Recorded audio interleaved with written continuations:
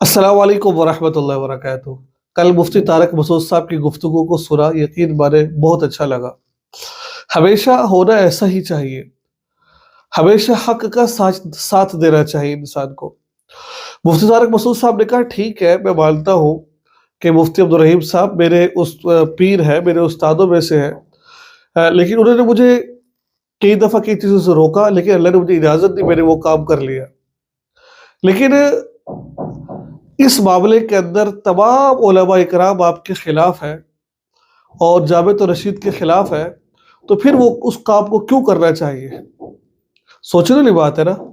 اور انہوں نے ایک بڑی عجیب بات کہی، انہوں نے کہا کہ یا تو مجھے قائل کرو، اور میں ضروری نہیں ہوں کہ میں جامعۃ رشید میں پڑھاتا ہوں اور 20 سال سے میرا یہاں تعلق ہے اور میرے پیر صاحب ہیں وہ مفتی عبدالرحیم صاحب، تو اب میں جو وہ کہے وہ میں کروں گا۔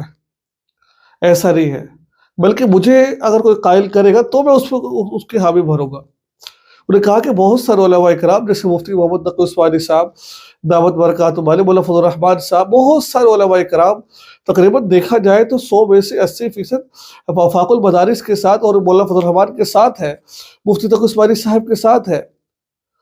اور جب ان کی رائے یہ ہے کہ ہم نے اپنے جو مدارس ہے وہ حکومت کے حوالے نہیں کر رہے ہیں، حکومت کے حوالے کرنا ایسے جیسے کہ ہم نے مدارس کو برباد کر دینا۔ ماضی دیکھا جائے اگر جن مدارس کو حکومت کے حوالے کیا گیا ہے ان کی تمام بربادی ہوگی، وہ یونیورسٹیاں بن چکی ہیں وہ۔